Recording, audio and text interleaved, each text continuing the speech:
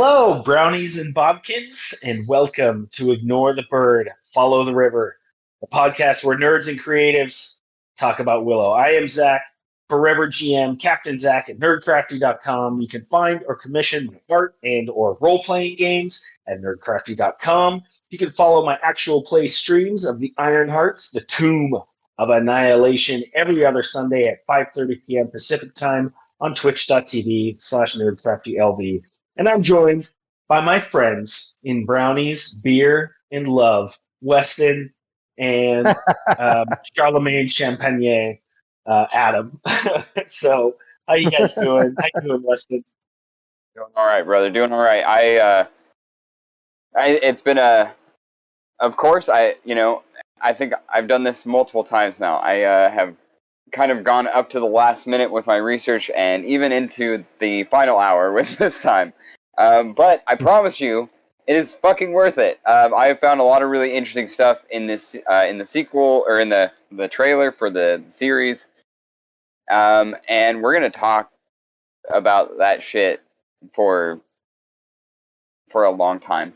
9 hours. Yeah, right. I guess now's a good time to mention this podcast features some strong language, so apologize if we didn't give you that warning ahead of time. Adam, how you doing? I'm great. I'm actually I was kind of doing the same thing. I had done my research, but then today I was like, all right, I got to do some more, and just I've been fiddling with everything, and I'm actually hoping that you, Weston, and Zach are going to be able to. There's because I'm sort of in charge of Easter eggs, but there's a lot of Easter eggs that I'm seeing that are like, the hell's that Easter egg, And I'm like, oh, that's significant. What is that? I did research and I couldn't find what they were, and so I'm hoping maybe you guys. I don't know which is better. If you guys can help me pin down what they are, or if the mystery is even better, leading up to the show and stuff. So I'm pretty excited about this episode. It's going to be fun. Yeah, if you're listening and you have an idea, you can email us at ignorethebird@gmail.com or join the Nerdcrafty Discord and fill us in. In case you didn't catch on by now, we're on Willow Watch here at Ignore the Bird. So today we're going to be talking about the latest trailers and news surrounding the new series, set to debut in a couple of months from this recording. So there will be 8 episodes total of Willow, the TV series, and it's going to debut on November 30th. The latest news that we got is that Christian Slater will be playing in a role. We still don't know a lot about the characters and the story, so I have a feeling that that's going to be a big part of the show, and that I'm just personally excited about, because there was a lot of world building done, but at the same time there wasn't a lot of world building done because you had to get to the action. So I'm excited to learn more about what Willow's going to be doing. And yeah, the latest news is that Christian Slater will have a role that's connected to Matt Mardigan in some way.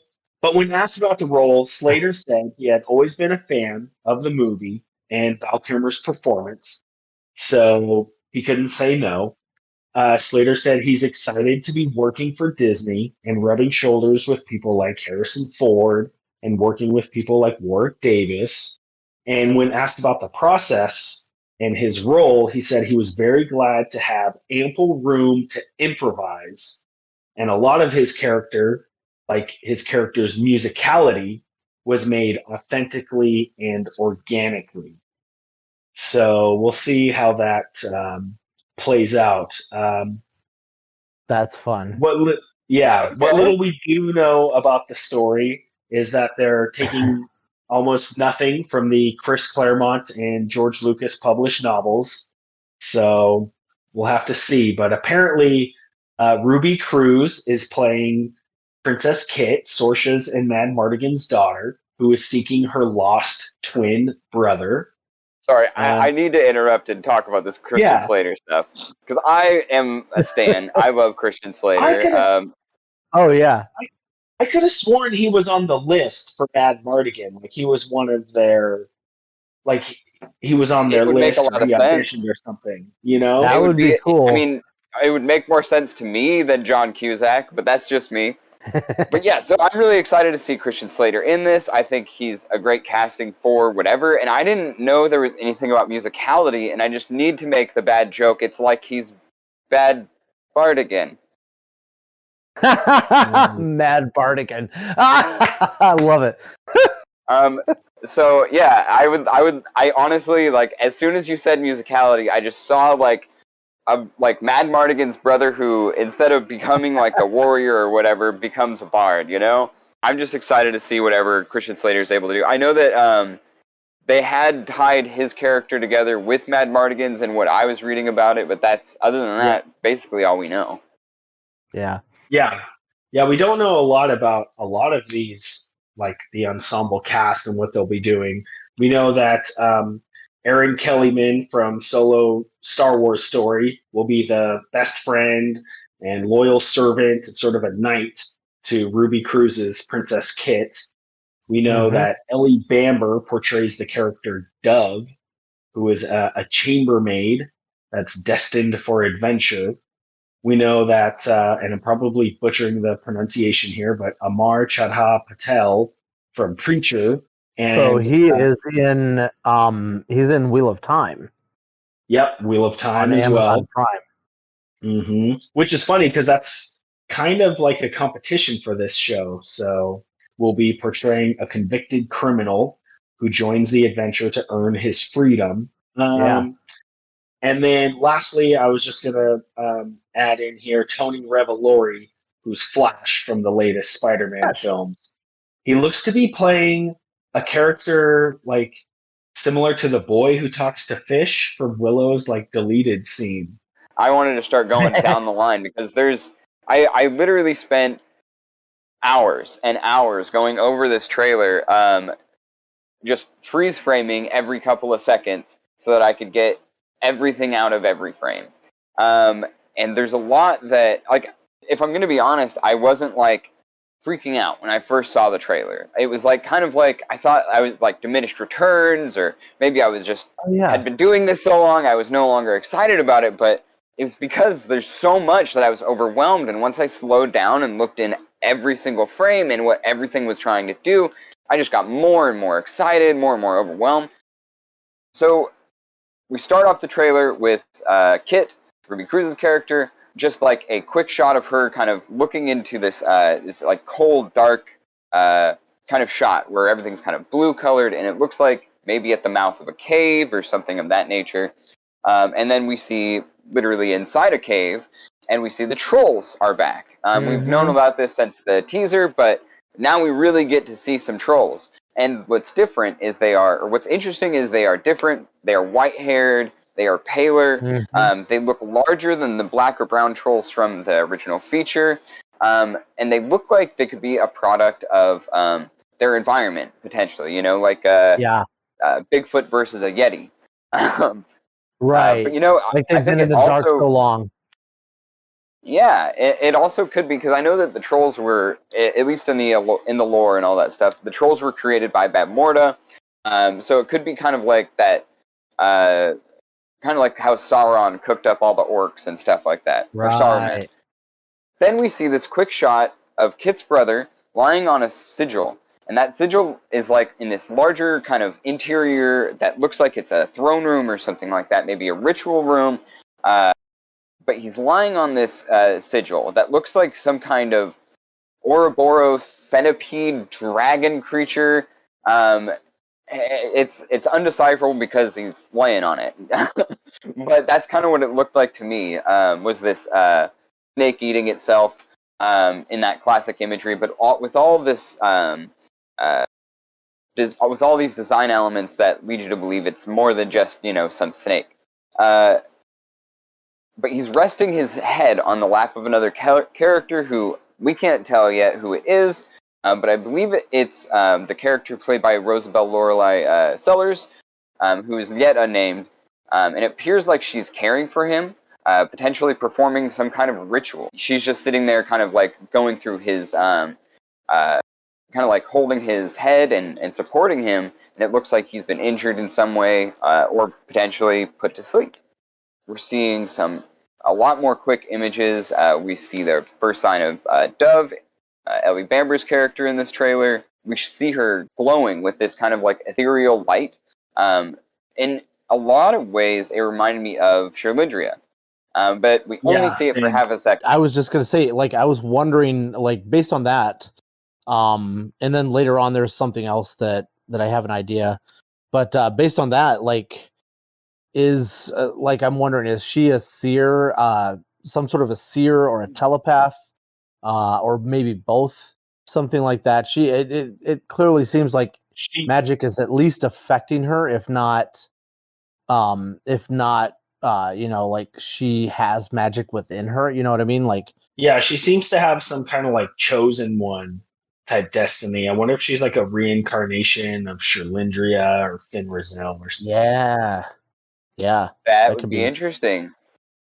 I was thinking it could be someone like she could be like having a spell cast on her to make that kind of happen, but it could be, I mean, so many different things. But I hadn't thought about the idea that she could be like a reincarnation of Sherlindria. That would be rad. Yeah. Oh yeah. Well, and she's supposed to be like. Say? Oh, sorry. Oh, from what I've heard, like, she's supposed to be like a scullery / kitchen maid in the castle, but she's friends with Kit's brother, who is as of yet unnamed. Friends. They're friends. Yeah, we'll talk about that in the next few scenes. But yeah, so I feel like she's one of those people that's something more than she appears to be, something more than they're letting on to us. You know. Agreed.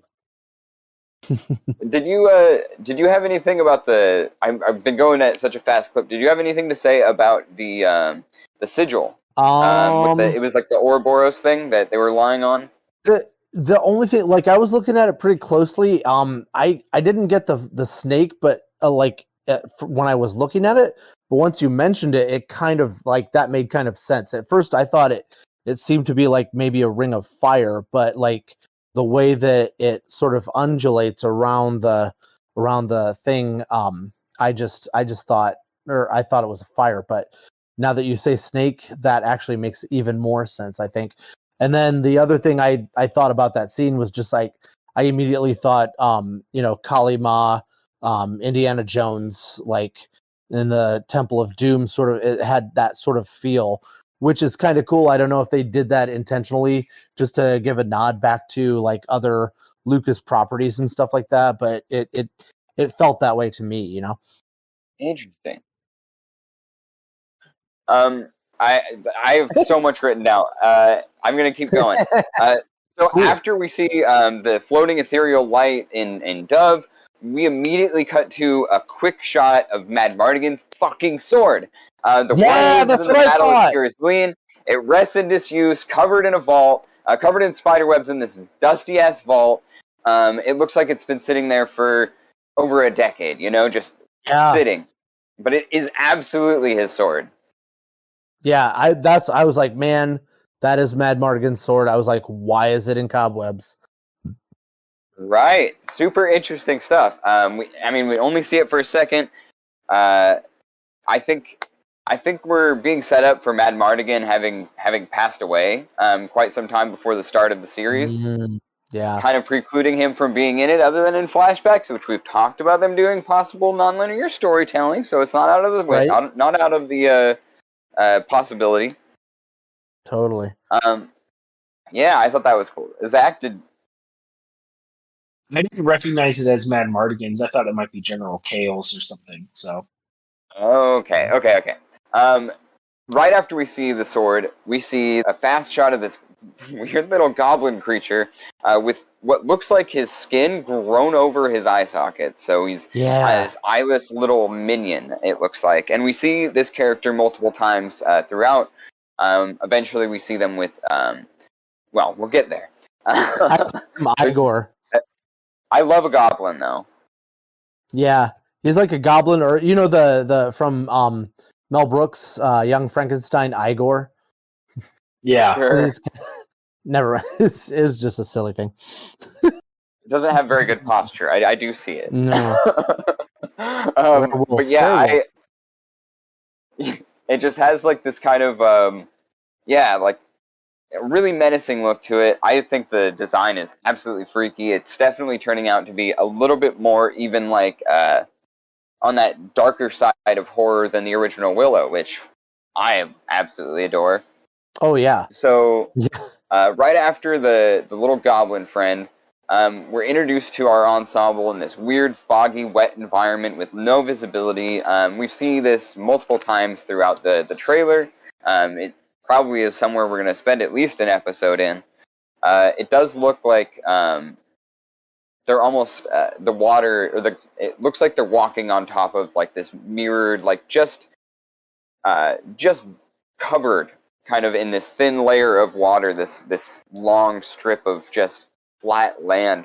It's all misty, and there's at one point you see this mass of huge bones that are large enough to be like their own house to these people. Yeah. I mean, we're there a bunch of different times. I just thought that this environment is going to probably play into this show for no insignificant amount of time, judging from how many times we see it. Well, yeah, I feel like go ahead. no, you can. Oh no, I was just gonna say, like, I've been thinking, because they show this in multiple clips in this trailer and the teaser, and I was just doing some research on it, like, and I know they said that they're probably not going to be using anything from the sequel books, but like, this is something that's been established in this world. Like, they're the Great Realms.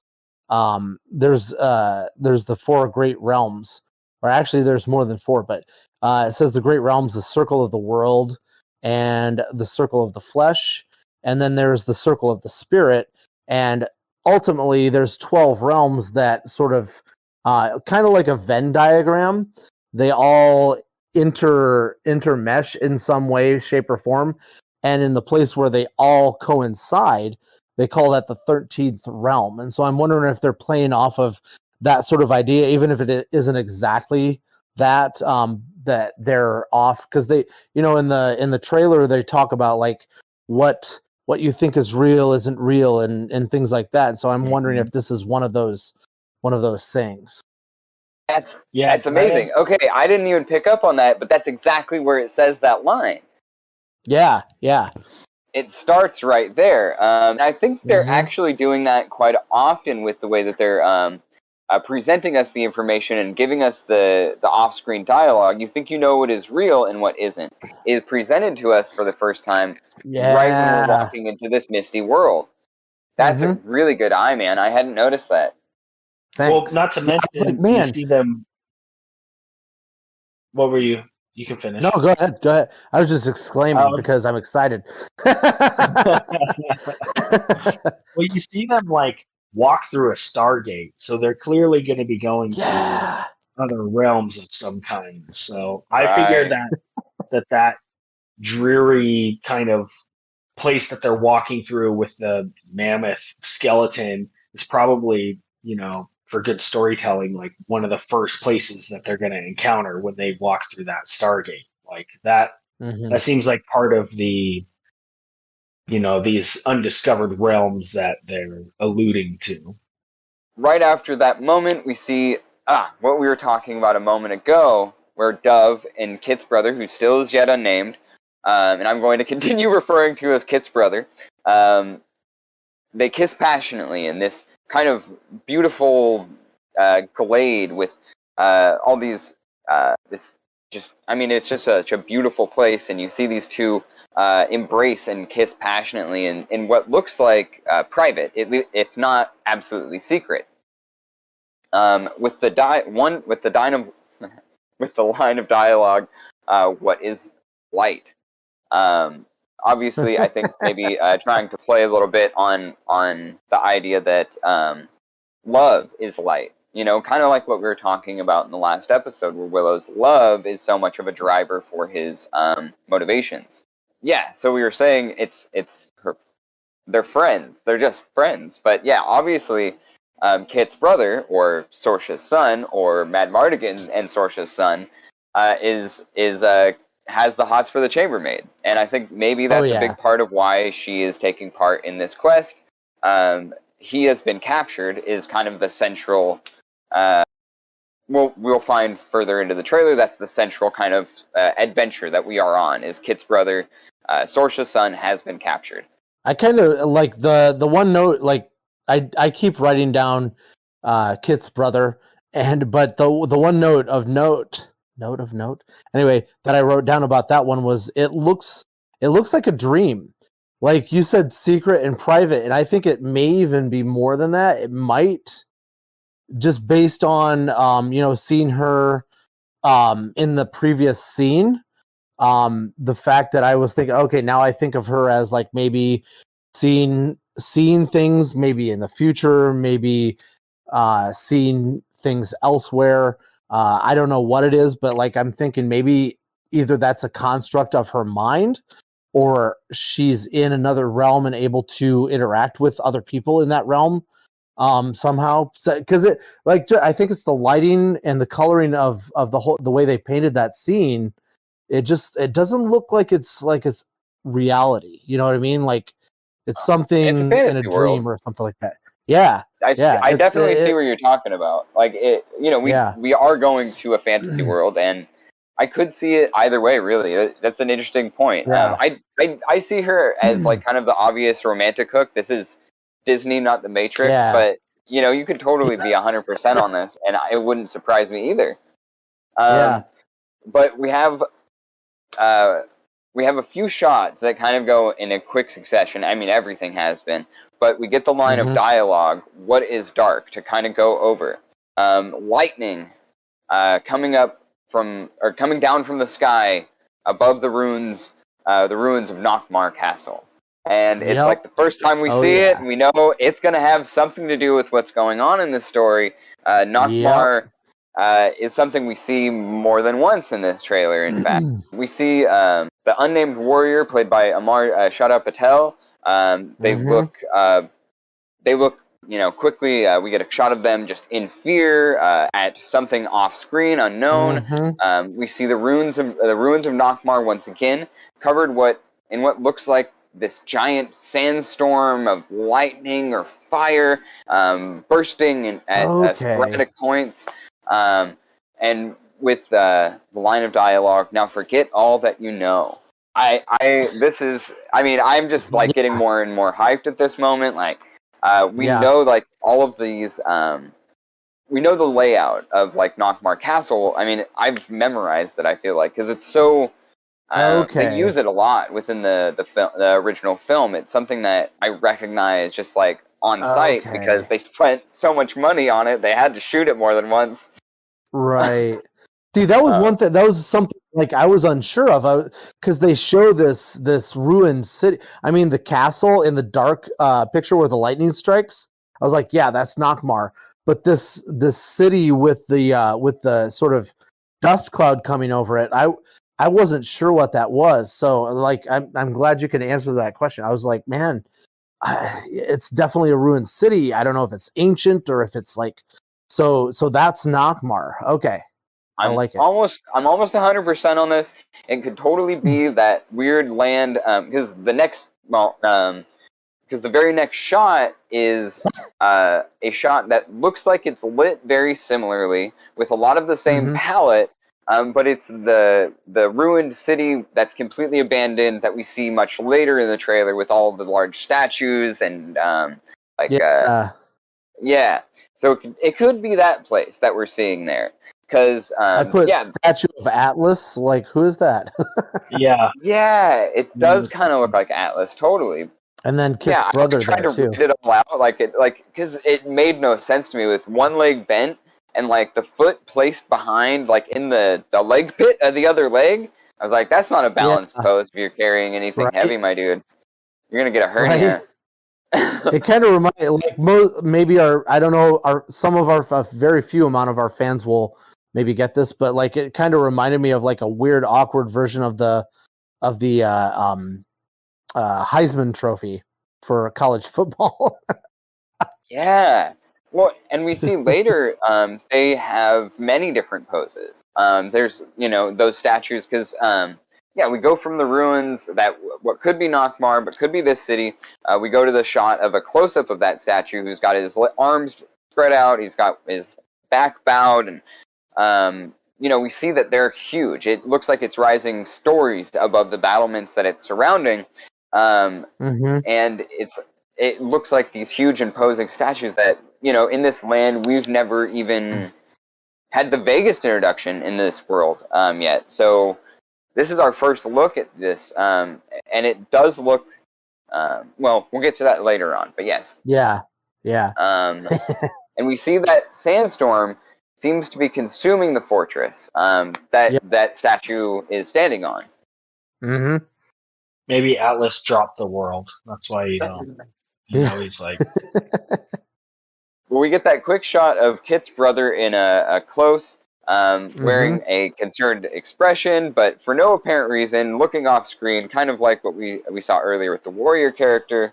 And then we see another really exciting shot where the mystical sandstorm swiftly bursts towards this weird ritual dais with several obsidian kind of spiky pyres surrounding it, but the storm appears to have the crown and face of Bavmorda as it plows through this dais right towards camera in this big explosion of what is either some of her like leftover like energy, or somehow she is trying to regain her power or something of that nature.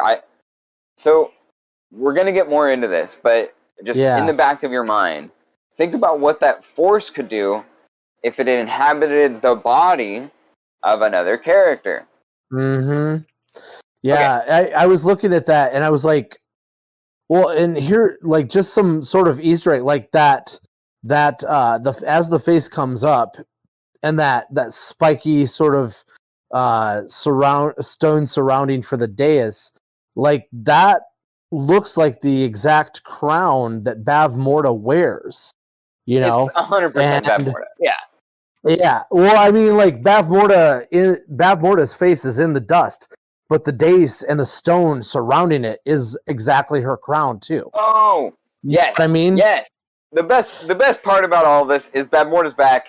We have like the central antagonist. I just don't know what that's going to look like yet. We just know that whatever chaotic evil force that she left swirling up into the ether at the end of the film somehow survives, somehow lives on. Well, because it wasn't obliterated, it wasn't unmade, it wasn't decimated, it was banished to another realm. And as we know, there's multiple realms within this world, and maybe there's a way that they could come back, and I like how Weston, I think it was Weston, you were saying that somehow if it's in Lurch somewhere else, it could get into another realm and inhabit another body, So, like, I think that's totally feasible. Okay. The next shot is this really quick shot that I actually think is really fascinating. I don't have a lot written down for it, but I think we could probably bounce off this for 10 minutes if we wanted to, because these two hands with what looks like being this huge magical force is being wielded by this one person, and it's swirling in this red and then blue-green magical energy, kind of going one back to the other in this rapid pace. And we have no idea who this character is. We have no idea. It could be Dove, but it could totally just be another character we have not been introduced to yet. Absolutely. But they are obviously very powerful. I have a lot of theories about this. But the first thing Oh, go ahead. Just to note the magical energy that when it is blue and green, it takes this like form of like the it's like fractals or something, where it's like, a dot followed by a straight line, and another dot, and then it goes off at an angle, kind of connecting these like straight lines with these circles, essentially. We go from that character. This character hurls their magical energy at an indistinguishable orb that pulses this blue to green-orange, blue-green, red-orange light. Then we see Kit's brother with a torch lights a tapestry hanging against a wall in some kind of alcove. And I just want to know, is there like some kind of passage behind? Is it something that needed to be destroyed? What's going on there? That's what I'm at. Like, when I see, that's what I keep asking myself when I see that image. And it reminds me of a lot of times where, in like an adventure, a fantasy, a video game, where you have that tapestry that looks like you should probably light it on fire, and then you do, and then you get that doo-doo-doo-doo-doo, and you go through the secret passage. Yep. Yeah, I think it's that, but I also like because they showed the scene from slightly different angles in the teaser, and they showed some close-ups, and I think the breakdown that Zach and I did, we talked about it. I won't get into the details, but that tapestry has some crazy shit on it that seems like it's a foretelling of, or a prophecy of something, because it looks like Bath Morta's in there. It looks like Sherlindria is in there. There's some things that we don't know what they are. There's some symbols of Nockmar. There's a lot of shit going on in that tapestry, but you can see a lot of it, but you can't see all of it. So it's really, those are the things that are really intriguing to me. Like those Easter eggs, I'm like, oh my God, I got to find out more about that. And like, I took screenshots of it and blew it up just so I could like look at it and analyze it for the teaser trailer breakdown. Yeah, dude, I feel you. So it could be either one. The next shot we get is a monstrous face that looks like has black bark grown over its eyes. Again, another eyeless character that looks like this cloaked, horrible kind of form. Their face, no eyes, no nose, and runes, it looked like, that might be carved into that top half of that face. We only see it in this one, like, half a second close-up or mid-shot, that one time, basically. But we see that character more and more, just most of the time. There's another place we see him. We see him many times. We only see him. We only see like the forehead, that one shot, and it's only half a second. Yeah. But it looks like there might be some kind of runes carved into it. Yeah. Yep. I'm excited to talk more about that character because we see them a lot more throughout. The next shot, we see a figure fall from what looks like to be a pretty great height into an odd shallow pool. That the water is filled with roots and water flora and possibly something slimy that like sits on top of its surface, but is also dense enough to sink below it, like these weird stalagmite-like peaks. Just really gross water. It falls into some very nasty water. Definitely looked violent. The plunge itself, and it's all lit with a kind of red-orange hue that we kind of see throughout the trailer as a in some theming. Ultimately, that's a really interesting, very quick shot. But I took down every detail of it because it was fascinating. What am I looking at? Like, especially that weird stuff that kind of sat on top of the water, but also fell below the surface. Like, that's got to have some pretty crazy density, and also be very weird texturally. Yeah, very viscous. But the next shot is Sorsha waking up with a start in her bed chambers. Anxiety, fear on her face, waking from some kind of nightmare, possibly.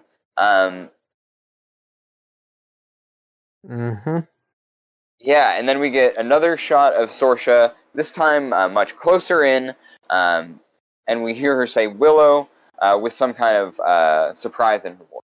So as soon as Sorcerer says Willow, we immediately cut to a shot of our title character, the titular Swole Proll, Willow Upgood, in his familiar garb, but an unfamiliar staff. Theme swells, Willow determined.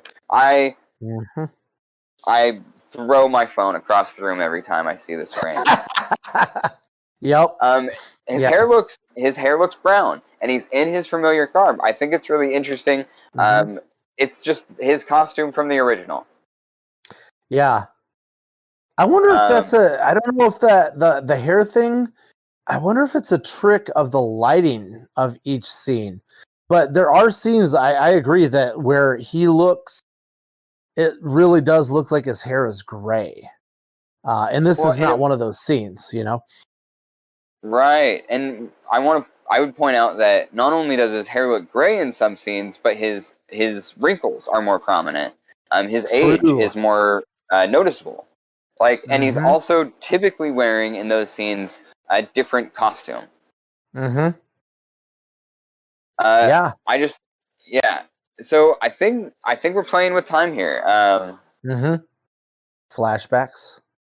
So we finally get the Lucasfilm logo infused with some Willow magical energy, and cut to Willow. a beautiful wide with our new heroes as they follow Kit through these misty rolling hills at the foot of a mountain range, and we hear Kit's first line of voiceover. We're looking for Sorcerer Willow. Our heroes continue to walk through these ruins in this wooded area in single file. We continue with the voiceover. I was told once long ago you defeated the forces of evil. The young heroes approach the figure in the foreground, and these ruins, I want to point out, have this appearance of a place deserted and left for nature to all but reclaim here. And the more I see it, and the more I looked at it, the more I was like, it could very well not be Nelwyn Village, but it very well could be as well. I mean, there's definitely enough structures around. The building style is fairly similar to what they were working with. It's not out of the realm of possibility that, whatever happened in Nelwyn Valley is, it's now uninhabited. But Willow is there. Willow and Vonkar. And there's some scenes I in trailers they oftentimes put things out of order. There's some other scenes later in the trailer that look similar to the area where they're first meeting Willow and stuff like that. So I wonder if that's out of order, if there's some things going on with that, if Willow's allied with these people in the other part of the trailer and stuff like that. Oh yeah, no, we definitely see something going on with Scorpia's band, right? Yeah, we'll definitely get there in a minute. It's because it's all, although anyway, yeah, I do notice that there is a lot of that kind of very heavy, lush greenery kind of throughout the trailer in a handful of different locations that we see that could all very well be the same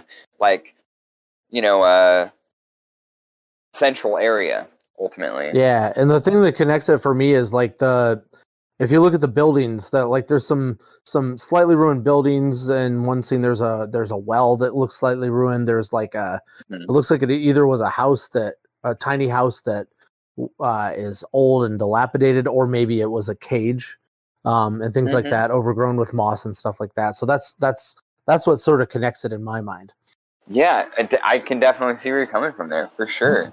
When the camera finally lands on Willow during this introduction of our new heroes to our title character, Willow is actually wearing a really interesting vest. Did you guys take a look at that thing? Yeah, I kind of thought, those vests that fishermen wear to put all their lures and shit like that in it. It kind of reminded me of that, like a fisherman's or a hunting vest. I just think what was really interesting about it was that key. There's a key that's sewn into the vest. Like, there's no way to get it off. You'd have to take the vest off to use the key. Huh. Okay. So, what the fuck? It's a. I mean, yeah, you could cut the key off, but you put all the effort into sewing it on. I just think it's. I think it's fascinating that the key is on there, especially because of something we see later. But we only see the vest for a few different scenes. Willow, when we do see him, he stands in front of this odd arch, like that. It looks like it's part human, part nature made, like it was formed together. That's almost kind of what's making me think it might not be the Nowan village, is that the place where Willow and Bonkar are found is like, it's like at first, like it looks like it's being reclaimed by nature, but it could very well be that it's just built completely in harmony with nature. Right, yeah. And Willow says the line to Kit, "You remind me of your mother." Obviously knowing, I think the way that she reacts to that, her face is surprised, her eyes widen a bit. It seems like Willow is kind of jumping the gun. She thinks that she's going to surprise him with this information of, I'm, Sorsha and Madmartigan's kid, and he's like, on it. That was the vibe I got from that interaction. Yeah, anyway. Absolutely. So then Willow walks into a shot. We get an establishing of this big castle kind of entryway. It could be Galadorn, it could be Tirzleen, it could be something completely unrelated, but it's in the trailer shot as kind of being where Willow is going to meet up with Sorsha.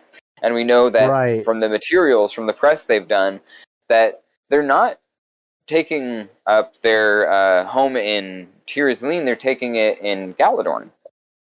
Well, that's the thing. I was looking at, this is one of the things I was hoping you guys could answer. Because of that crest, clearly in the teaser, they have that crest in the hall where they're toasting. You see it here, but I looked back into all the lore, and I can't find that crest anywhere. I think all of them are kind of like new now. Yeah, I thought it was Nockmaar. Well, no, because the Nockmaar one is the one that kind of it's got a sort of like a Z crossed over with an S. This one's completely different, and because they have I was looking up Tirzleen and all these, but they're like and once again, I know they're not like sticking to the sequel books, but I'm sure they're probably grabbing stuff from there, and there were like any number of races on the eastern continent that because that's where eventually Madmartigan and Sorsha set up shop in Angwin on the eastern continent. In that that version, a year after, once they did Elora Danan's ascension, there was a year after the Battle of Nockmaar, there was a cataclysm, and it caused scarring and a lot of death and destruction in the world. This could be on a totally different continent. So that's why I was like, okay, is this a new crest that they're just throwing at us? Is it supposed to be from another country that maybe we've heard of in the books or something like that? I don't know. It's just me like deep diving, going down the rabbit hole as far as I can, and then realizing, oh shit, I got to come back out of the hole, sort of a thing. Yeah, I think that's all really tough to call. I think a lot of those symbols, like we see in that same establishing shot, the banners that hang outside of these castle gates are like a world tree kind of motif with this tree kind of with branches that reach up to the sky and roots that reach down into the ground, all enclosed in a circle. we know that the knights are wearing red and silver, which was not how we saw the Knights of the Galadorn in the original Willow. Of course, they can just make aesthetic changes if they want to, especially after all of these years in world have passed. Mm-hmm. It doesn't look, I thought was interesting, it doesn't look like Willow is carrying his staff. He's carrying a messenger bag that we never see again in any of the shots. It's like, one of the hip bags. And he's wearing a green, like, toque or beanie, whatever you want to call him. Willow's got a little toque. But yeah. I like it. A little toque. But yeah, we don't see, he doesn't have his staff. He has a weird messenger bag and a weird hat. Very interesting shot of Willow kind of walking into these, the gates of either Galadorn, Tearsleen, or elsewhere. Almost like trying to be low-key, Mm-hmm. Yeah. But even the dialogue that starts here is Willow to, Sorsha to Willow, my dear friend. So we know that is what they're trying to tell us Willow is doing, even if it's not like, even if we watch the show and that's not what they're, what it actually is setting up, that's what the trailer's trying to tell us. Right, yeah. And Sorsha, we go to a shot of Sorsha looking across at Willow in some private room, perhaps her own chambers. Really beautiful, ornate window, kind of filling the light filling the room with light from behind them. Anybody I couldn't really catch any of the symbol of it, but it looked kind of like I don't know. It looked like a star, ultimately. Yeah, I think that's the same symbol that was in the teaser trailer. It looked kind of like a giant star, or maybe even a compass rose star type of thing. Totally. And then in the center, it had that tree, that world tree. Oh, okay. All right, Yeah. that would make sense. We're getting the thematic symbology and all that stuff. Mm-hmm, So we see this meeting between Willow and Sorsha kind of continue, and is shortly interrupted. A night shot, a kind of a big open up wide shot of a rider in black on a black horse, galloping through cobblestones in this misty, gothic kind of themed walled city that doesn't look like Nockmaar and doesn't look like any of the other cities we've seen so far, but is another walled city and has that kind of like Germanic, kind of gothic kind of aesthetic. Yeah, definitely.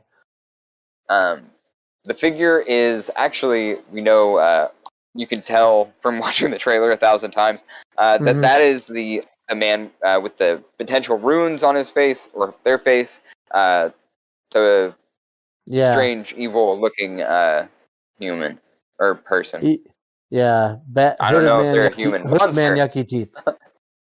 And it looks like, if you look behind him, as that little clip goes, there's like another figure on foot following him with a staff, and it's got like a red orange, it looks like a coal on top of the staff. Yes, and I'm pretty sure that's our little goblin character with the skin over his eyes. Yep. Yeah. There seems to be the a theme of no eyes. Yeah, it's very interesting. I wonder what it's trying to say with all that. But yeah, it does look like they're together. I don't know if the goblin is supposed to be following. I end up calling him Whip Man. Because he has the whips. Yeah. Yep. He got the whips, yo. But yes, over this line of dialogue, we're kind of reminded that Sorsha and Willow are still, during this moment, we're reminded that Sorsha and Willow are still talking, and she says to him off screen, of course, in a voiceover, I thought I could prevent all this. And we see that the character, the rider on the black horse, or Whipman, as we now can call him, because he is expertly wielding his two long serrated whips at night in a courtyard. We kind of see in a very low medium, and right at the last second, Sorsha appears So we see Kit is the one that Whipman is wielding his whips against, and Sorsha shows up at the last minute to save her child with her classic wavy saber. Yeah. They're in some kind of like exterior courtyard. It's nighttime. They're leaning up against some kind of fountain. Um, yeah, we get this quick shot. We don't necessarily know where you are. It could be this kind of gothic themed city that we've just got the establishing for. It could be somewhere entirely different. It could even be at their own home, wherever that is, Galadorn or Tir-Asleen. But we know that, luckily, Sorsha is there to defend her daughter with the full confidence we saw in her with her blade in the original. I'm so excited to get into that stuff, man. I hope she's got at least a couple good fight scenes. Well, because in the way that they did it, I was like, my instant thing that I wrote it down and I just said it out loud the first time I saw the thing. I was like, oh shit, Sorsha got still got skills. Hell yeah. Yeah. But, we're getting this over the dialogue. I thought I could prevent all this. I was wrong. Like, as good as she is with a sword, she's definitely expressing to Willow continually that, or in voiceover, that as confident and as competent as she is, it was not enough to prevent ultimate evil from prevailing. I think she's speaking to some like unknown knowledge more than just her sword fighting skills. And, like, as queen, she's probably privy to some knowledge, some prophecy, and she didn't necessarily share it for whatever reason, some sort of internal conflict. It's also interesting that when she like wakes up from her vision and she says Willow, like I almost feel like kind of like the Force or something, like they're communicating telepathically, or she's getting Force vision or something. So I was wrong. Immediately is followed by Kit's brother holding his sword, looking around a dimly lit room in fear. A great bird appears suddenly out of the misty sky, talons outstretched to camera, a horrible shriek erupting forth from its mouth. And it looks like that might be, directly following this moment of tension with Kit's brother, this bird capturing him up. That's how maybe that's how they lost him. He was captured by a giant crow monster. I wrote something down about this. There, within the old lore, because I just like as an initial note, I just wrote bird person because it reminded me of the giant bird that was in the teaser trailer. That it looked like there was a person running, and they were so slowly morphing into a big bird. Not Big Bird, but That's right. I forgot about that. Yeah, and so I was like, "Oh, this bird." So I went down the hole on that a little bit, and there's where is it? Oh, the Maizan, the race of the Maizan. Like apparently, like I was looking at the timeline of Willow, of Mother World and Willow, and these Maizan, they're like early on they got these eagles, this nest of eagles, and apparently they're kind of like Tolkien-esque eagles because they're larger than normal. And they got the parents and the children, and they ritually sacrificed them so that they could gain dark powers. And they were also known as the Thunder Riders, and they were ferocious nomadic warriors who hailed from the plains beyond the stairs to heaven, which was in the eastern continent, way further east than Angwin. And so, like, I'm thinking, because later on there's a little clip of this dude who's riding a horse, shooting a bow, who's got like bone type armor on, and I'm thinking maybe this might be a callback to the original source material from the sequel trilogy. These people that sacrifice the eagles so that they can become eagles when they want to, like shape change and shit like that. And then they're also horse lords or something. So I saw that, I was like, oh shit, and then I went down the rabbit hole. No, good Okay. eye. That's awesome. Yeah. So that was, you were saying that was sourced back to the Claremont and Lucas stuff. Yeah, it was I can't Okay. remember if it was they were it was either in the first or the second novel that this race appeared. Interesting. yeah. I guess that was one of the elements they really liked about it, because that's an interesting backstory. Damn. Okay. Oh yeah. So that giant bird could very well be one of the Mizon. Yeah, Maison or Okay. Maison, however you want to accent the syllables. Oh, thank you. I like Mizon. It sounds fancy. Agreed. And we see immediately after this bird reaches out its talons to camera, Kit's brother stands slightly hunched, peering out some thick, rough iron bars. Yeah. I thought this was interesting because when you pause it, you can look at him look at these. He's like looking through these bars, and oh, they're literally like wide enough he could just slide through. Yeah. Yeah. I think it might be a deceptive edit, to have him in that like literal pose of captivity, but kind of like not necessarily have to, but kind of as a misdirect. Yeah. Because there is a doorway right behind him. I noticed after I paused it. Right. There's like, you could just if he's really like he's got a 2-room apartment. It's pretty nice dungeon as far as I'm concerned. There was even like a opening latch that seemed to be right in front of him, high into camera right. But yeah, it looked like a really rudimentary like opening mechanism that you probably could have just opened from there too. I don't know. I just thought that was super interesting. Where's the rogue when you need him? Yeah. And we get this line of dialogue over this image from Kit. My brother was abducted. Obviously, Kit to Willow.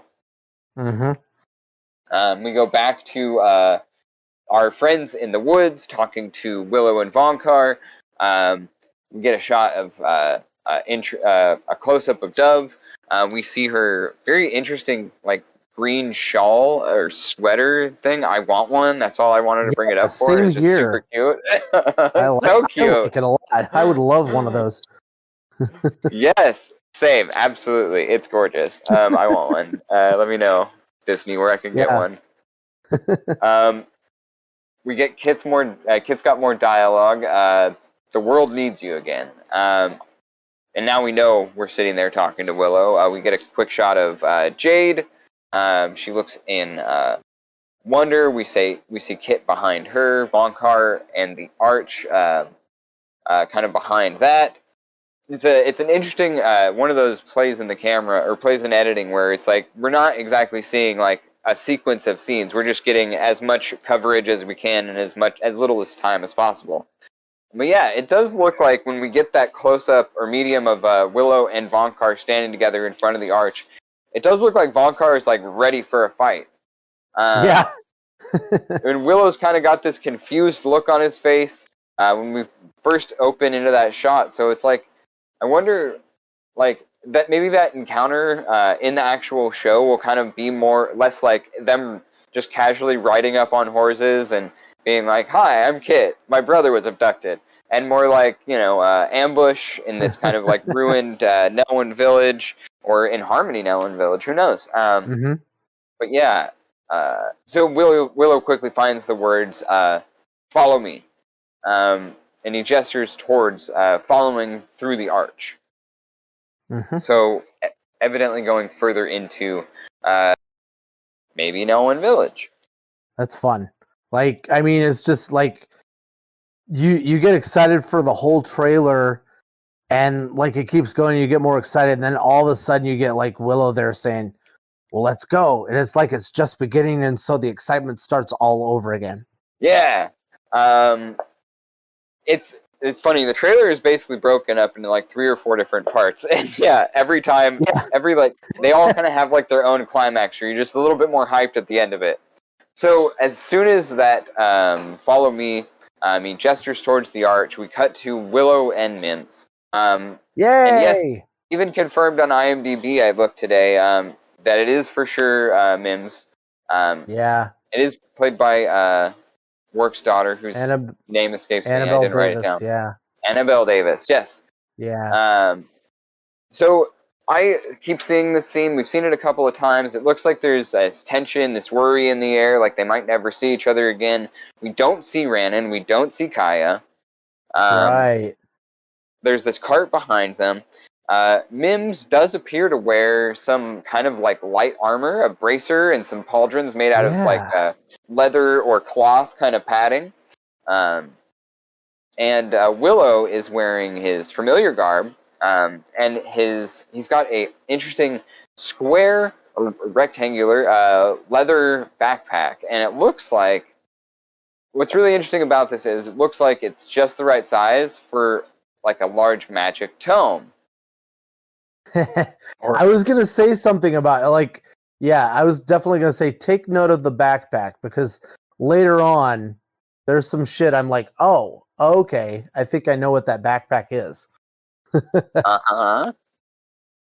Yeah, it definitely could. It could be any number of things, but I definitely am seeing it like, okay, that's the exact right size you would want for a big prop of a magical tome. Mm-hmm. Or a couple of brownies, maybe. A couple of brownies. We shall see, my friend. We shall see. Fucking brownies. So it looks like around them there is a bunch of other Nelwyn, right? Mm-hmm. Yeah. And it looks like they're all kind of like doing the same thing. They're all kind of embracing, like everyone's saying goodbye. Maybe hello. I don't know. But it does look like they're from Willow and Mims kind of interaction. I was reading that more as like a very tense and worrying kind of goodbye. And you guys read that the same way? Like to me. Okay. Oh yeah, absolutely. Well, the one thing that that stood out when I actually like slowed it down and paused it was there's actually a daikini there too.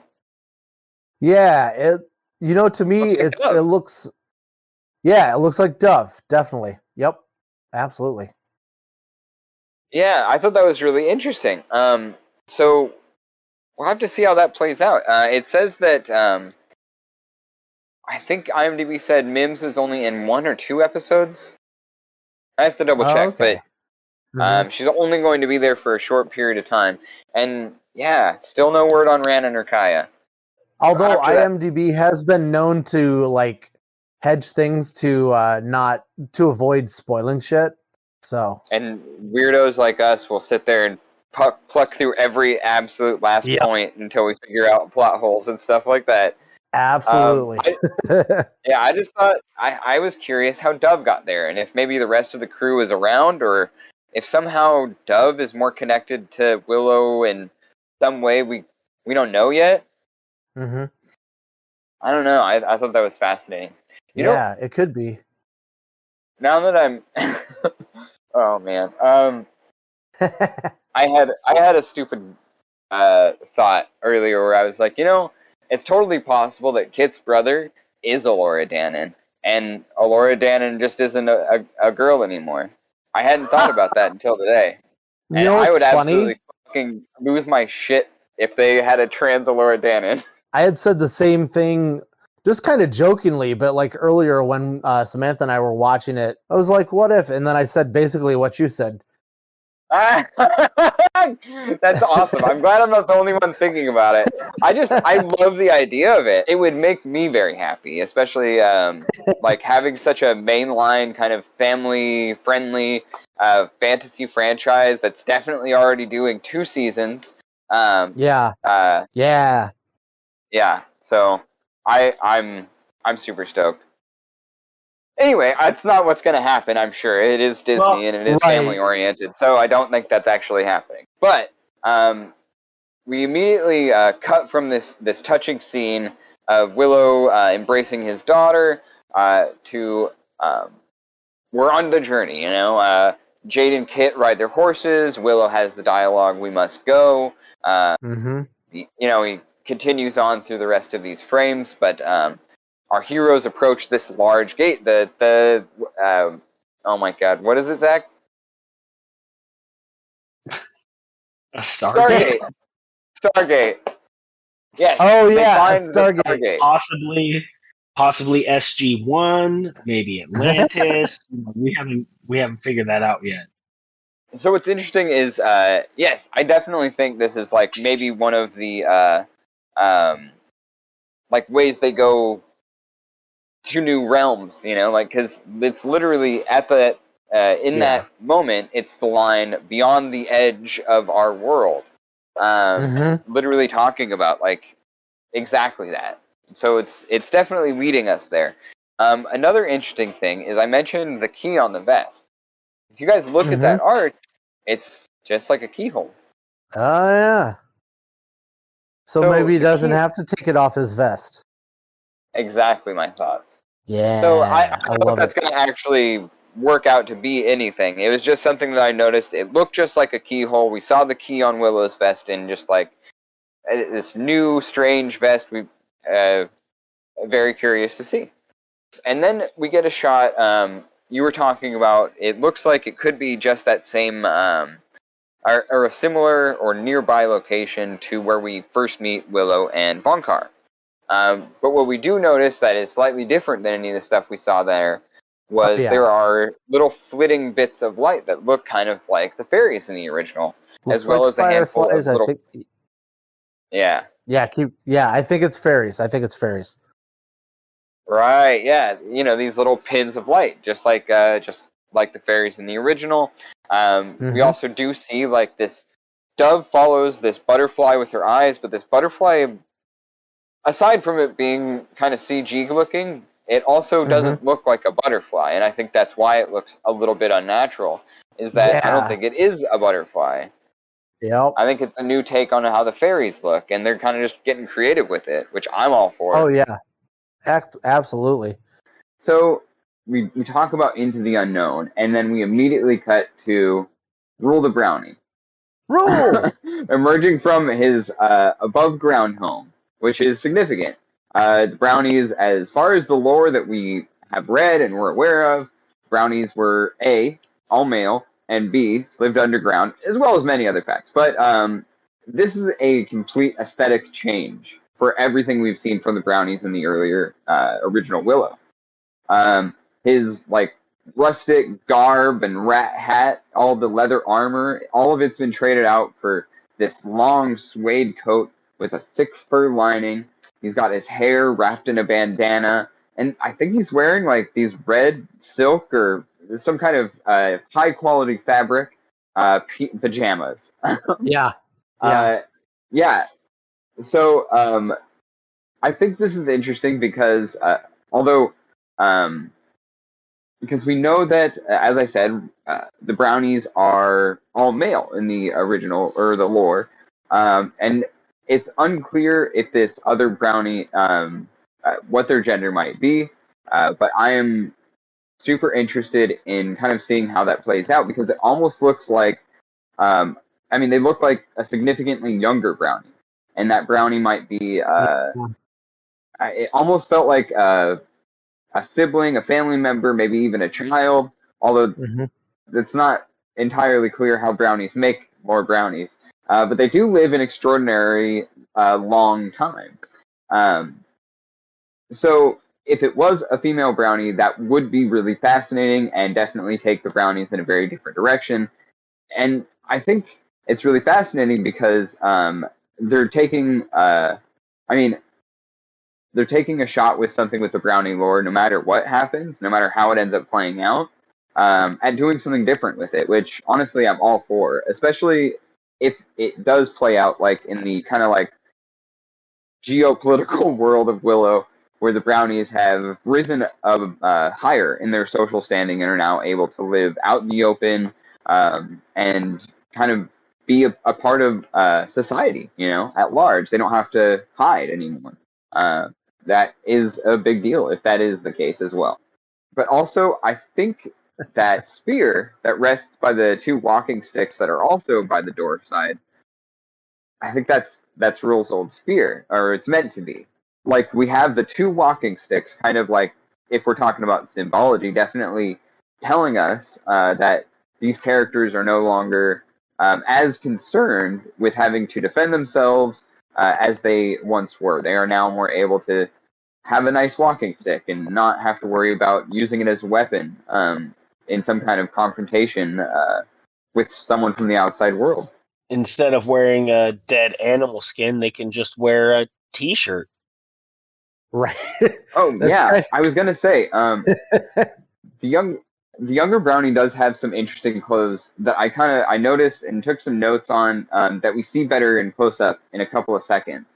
But in this kind of wide shot where Willow and Rule are kind of silhouetted, what we see in profile, what we see is there's this odd wood tree branch essentially that's been cut into a circle. And that circle has somewhat appears to be like wood burning art done into it. Mhm. And when I looked at it, I was trying to figure out what this figure. It's very rudimentary, kind of like person shaped, head, shoulders, arms, legs, torso, all that stuff. But they had this one detail that was like a long mace on the top of a staff. I think there's a specific word for that, but it's not coming to me. But yeah, Not a this morning long star? staff Oh no, could be that's Morning Star, but I think that's the ball and chain one. yeah. I don't know. Maybe it's an I'm not evening a star. I'm not a weapons guy either way. But I thought this was interesting. And I kind of made a note of it, not really knowing what to do with it. But as I watched the trailer further, it kind of something popped up that might lead us to some conclusions about that. Anyway, did you guys did you have anything on that? I'm sorry, I'm just blowing through stuff. No, you're good. I kind of the younger brownie. Like I was thinking about initially what it looks like, and yeah, I think Zach's right. It looks like a T-shirt, and they're wearing they look like some YouTuber or TikToker wearing a T-shirt and a furry onesie, is what it looks like. But I'm guessing it's not a T-shirt, and I can explain away the furry onesie by maybe, it's a like they caught and killed a mouse for food, and they just sewed its skin into a onesie for this person to wear. So I thought she looked like she was going to start singing maps and leading a band Yeah, of a three-piece. from the Yeahs.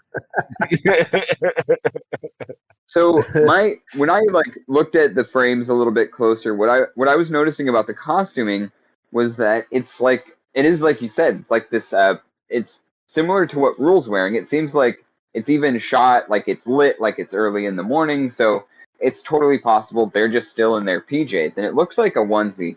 And as I kind of tried to piece together what the hood had as its face, so that when they put it over, it's like an animal. Kind of looked like it could be a lion, it could be a bear. But the more I kind of thought about it, the more I tried to get a good look at it, the more I kept thinking it's a fucking Ewok. Does that mean that if brownies are the size of Ewoks, then Willow is actually bigger than Luke, Han, and all those people, and the Daikinis are fucking gigantic?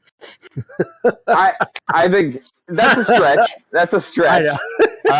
So yeah, Willow says, "I need your help," and Rule responds, "Just like old times." And Rule and the other brownie do a comic reenactment of the events of the 88 original film.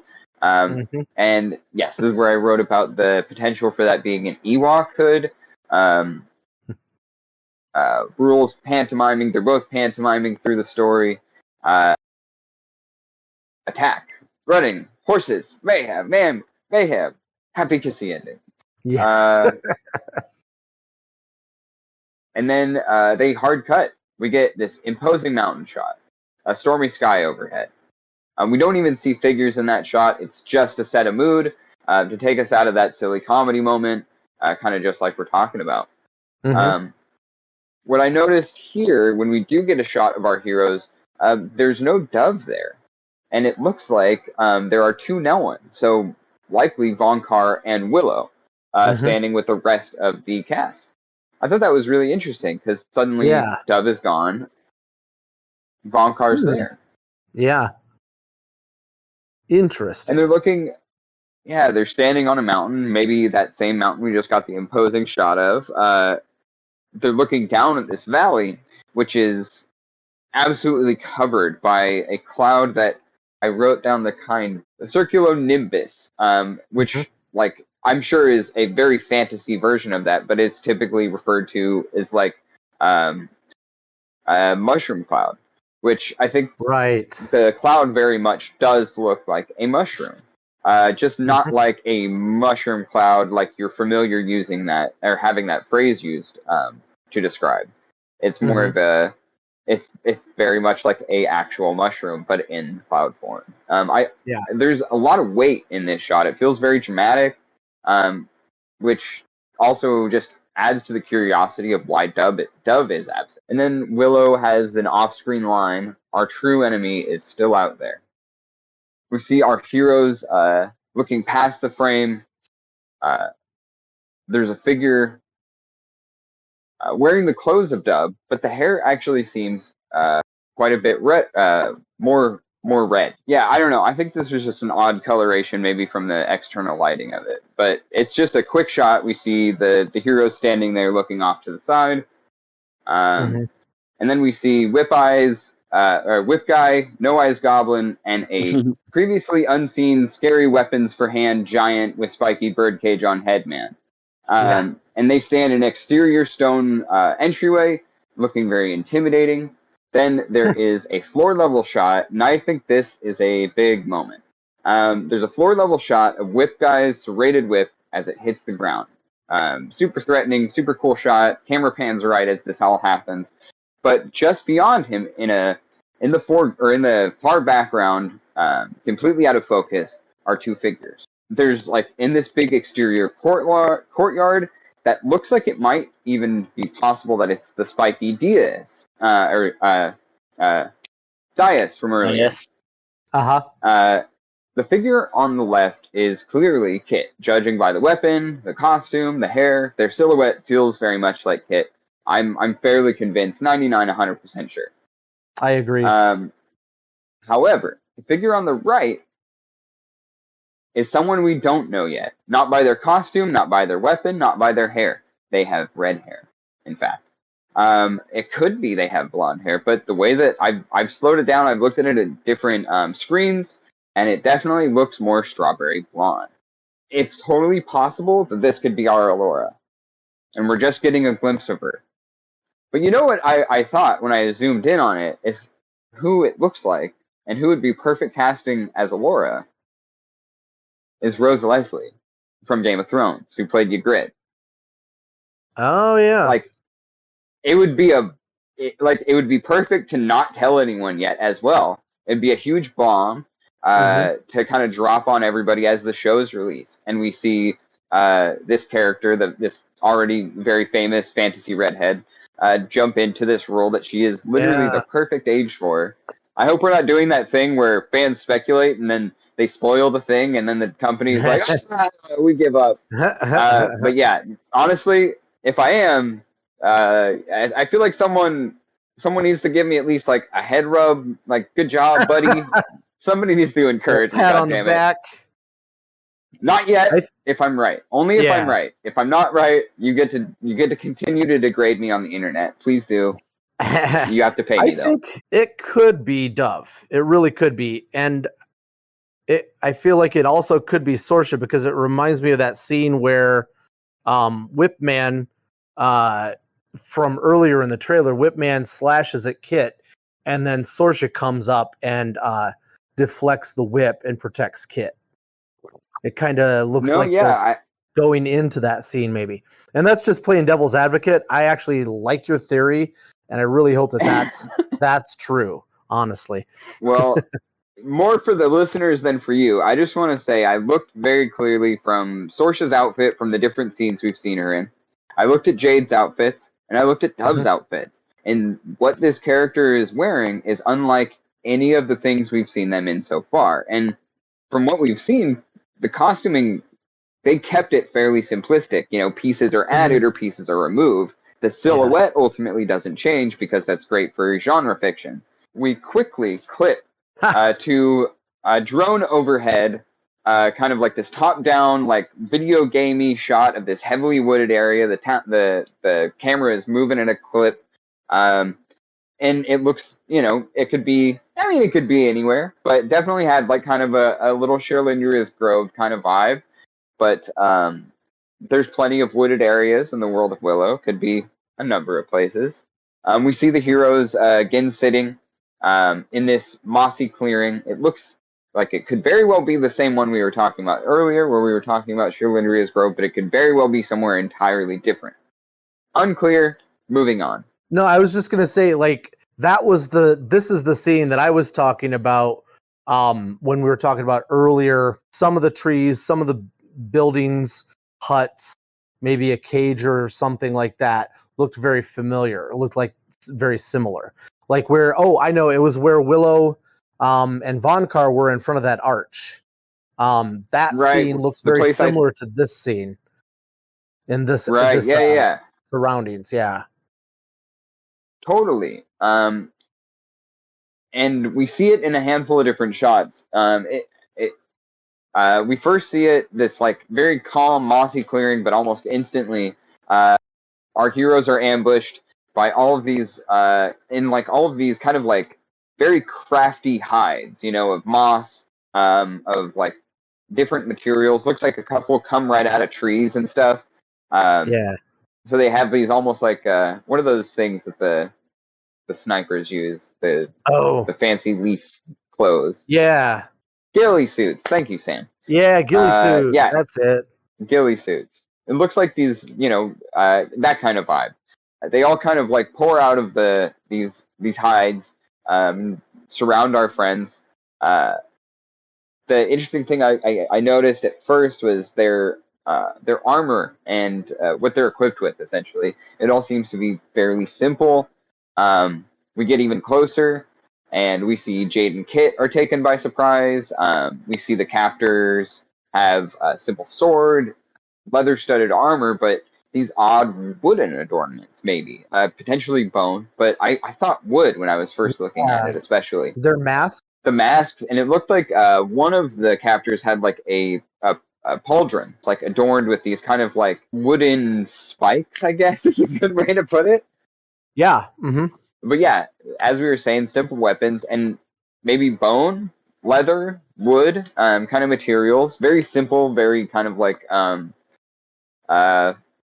primal, Definitely. We see the warrior taken by surprise, as well, threatened with an axe, another simple weapon, and we cut to a small encampment in the woods, which I think is definitely where I'm starting to see, like, this could be similar to the woods where we met Vonkar and Willow, that I kind of think might be the Nelwyn village in ruins, or in harmony with nature, one of the two. But yeah, there's a couple other structures we see around this area that have a very similar kind of feeling.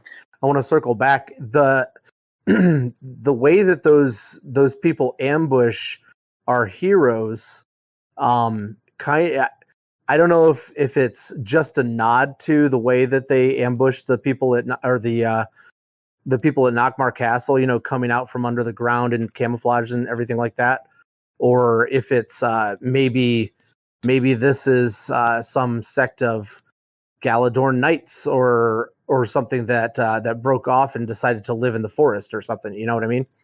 Oh yeah, absolutely. I definitely think there's a possibility for that. They use Willow's old gopher trick in a way, and whether or not that's just a kind of cute in joke they're telling. But I think the more we watch the trailer, the more potential that theory is to being close or to accurate. We meet Scorpia, one of the people that definitely seems from this trailer like an enemy character. She's staring daggers into Shraddha Patel's warrior character. Behind her look like some stairs carved right into the stone leading up to this door that's kind of indefined in this shot. Later we see it is attached to like this very large tent. But a couple of gourds, a squash, we got a pumpkin. I know, but a couple of guards stand around Scorpia, who says, I think I'm going to enjoy this, looking at the warrior character, who is at first completely misreading the situation. We get this kind of humorous banter, where he thinks that she's trying to take him to bed, and she's very clearly not trying to do that. But then, as he realizes the actuality of the situation, I think continues to play it off in a way to kind of like show he still has confidence or bravado. He's not afraid, Just right after, they have that little banter and interchange, and he's like, well, I feel like maybe we're still on the same page. They cut to Jade, and she rolls her eyes and throws her head back like, oh my God. And I was like, oh, that's funny. She's just annoyed with these people screwing around. But then Samantha said, wait, is that it? Or is she just throwing her head back and going, oh my God, Mom, could you stop? Like, is maybe Jade, because they do have similar features and everything, is maybe Scorpia Jade's mother? Similar hair color. They both have freckles. It's a shot in the dark. Mind-blowing. That would be fascinating. Yeah. That would be fascinating because, okay, this doesn't come up until a little bit later, but I keep thinking, like we were saying a moment ago, I think this potential for Scorpia and her group to have actual ties into Willow, I think that's another really smart tie they could make. But also the fact that in a couple of scenes from now, we're going to see Willow drunk, laughing and scratching with those same soldiers. And it's just half a second. And until you pause it, you don't notice that those are the people that captured them earlier. Not to mention, at some point, we do see Chadha Patel's warrior character and Scorpia looking like they're about to kiss in a for real way. Mm-hmm. So I don't know. It's really interesting. And I also think it's funny her name is Scorpia. We talk about that. Yep. It's not an uncommon name in sci-fi and fantasy. I mean, come on. Right. The moments after this are really interesting as well. We see the warrior being pushed up towards that tent I mentioned a moment ago. Someone is pushing him from behind, some kind of one of his captors. What you start noticing in these wider shots is that their armor is even more interesting than we saw previous. Mm-hmm. This one specifically looks like his helmet is meant to match a kind of dark blue rock kind of texture and color. It's indecipherable. We only see it from every opposite side. We never see it actually directly, but it is really wild looking what we can see of it. Mm-hmm. Very weird, very good weird. We also see some of the camouflage elements kind of built into their equipment. Mm-hmm. But some have aspects drawn directly from Nockmaar soldiers in the original film.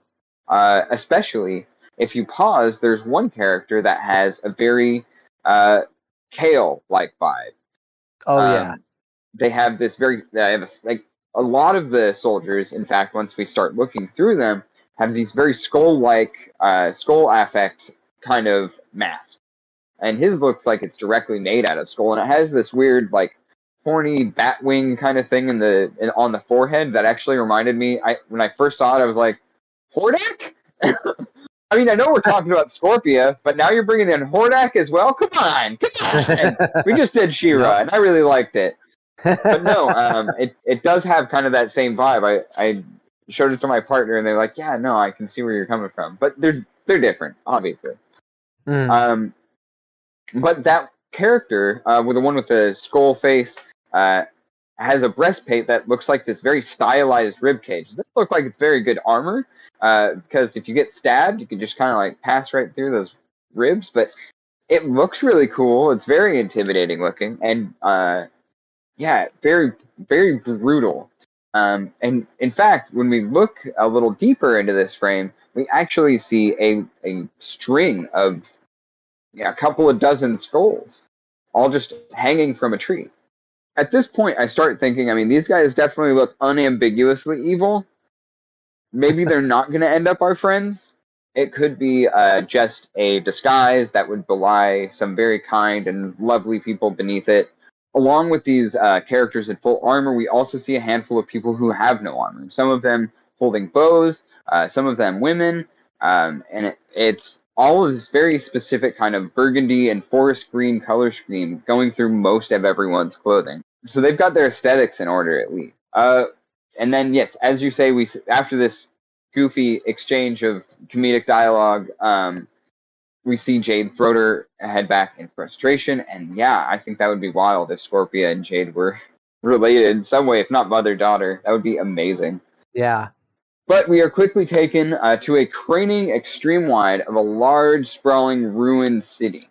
Several broken statues, like we saw from earlier. The one bowed man with like the kind of Atlas pose, but funky. We see a bunch of those statues in all kinds of different poses, as well as a bunch of what look like some kind of odd artifacts that don't necessarily feel like buildings, just large sculpture that's relatively just geometric, less like figurative.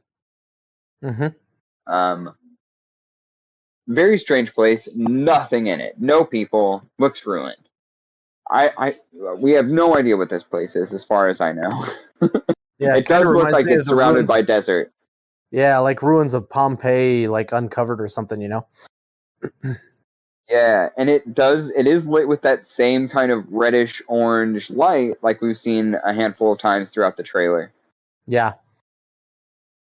So we cut to Tony Revolorius Graydon stands with Dove in a mist area and begins that dialogue we even mentioned earlier. When I was a kid, I used to play it being a sorcerer, and we are going to go into a sequence of action scenes, essentially.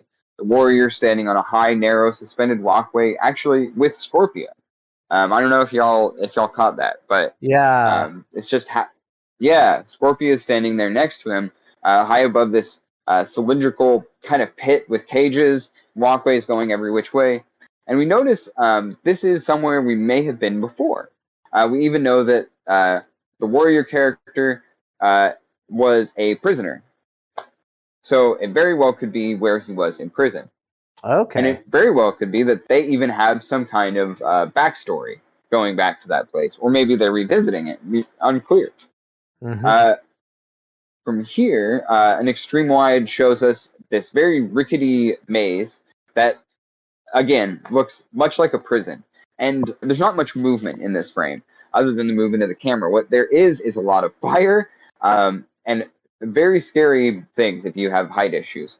But it also, we'll bring it up early. We'll bring it up in a little bit because it also looks. It ties in later. Graydon used to play it being a sorcerer, visiting strange worlds, fighting monsters. A handful of clips of just reaction shots of Kit and Jade. The birdcage weapon hands giant jumps down. Close up of Willow and Jade and the warrior, and we're just all of these shots looking like they're part of a sequence of a chase involving the scary bad guy people that we have seen a couple of times previously. They're being chased through these exterior castle that is also in ruins, but definitely looks very different than a lot of the places we've seen before. And just judging by the color of the stone, it feels a little bit like Tirazline. That's what I thought. Oh, yeah. Okay. So this is very well could be the ruins of Tirazline. We even know that at some point in the teaser, I theorized that Willow was standing there on the lake leading with Tirazline right next to him. So that's possible as kind of wrapping all of this into itself. So we see Willow kind of intercepting someone chasing the warrior. And he pulls this weapon up like a rifle at his hip. And this didn't look like his staff to me. This looked like something completely different. Right. And as the warrior runs past, Willow lights this thing up and blasts fire at the pursuer, who is just completely immolated instantly. And it's played a little bit for comedy, but that's interesting. I love to see it, and it actually proves something that we did with that Zach did with his build of Willow, of a level 15 Willow. You gave him a fireball, didn't you? Oh yeah. So Willow's learned a lot, and I like that it lined up with our work there, your work there, Zach. That's cool. Yeah. I had another theory about that too. Remember when he hugged Mims earlier, and we were talking about taking notice of the backpack. Well, he's still got the backpack on. It looks like there's a hose coming out of the bottom of it, and I feel like he's up to his old illusion trickery. You know, not only is he a powerful sorcerer, but also he's a magician, and he can pull any of those tricks out.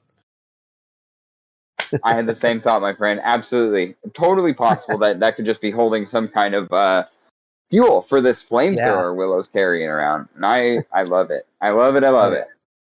So if it's not a book, I'm fine with it being fuel. Yeah.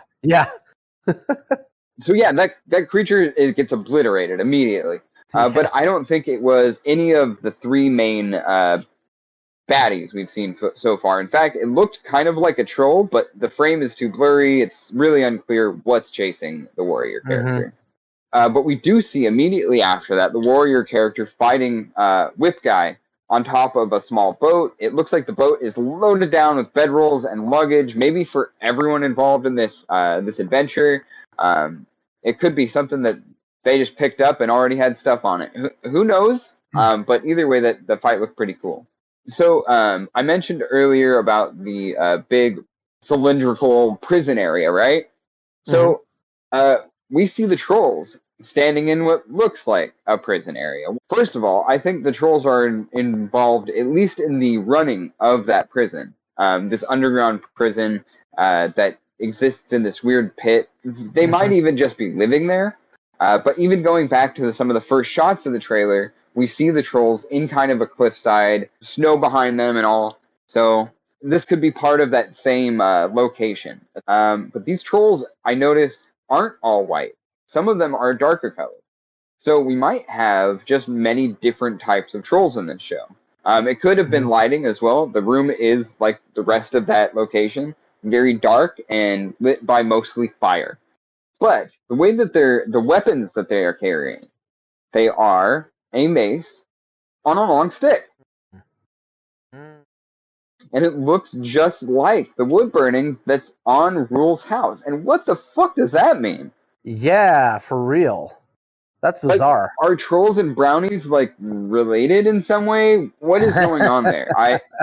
Because that's the one thing I can think of that looks like is hanging there on Rule's wall, exterior wall. Like he's like, hey, trolls live here, go away. Maybe something like that. I don't know.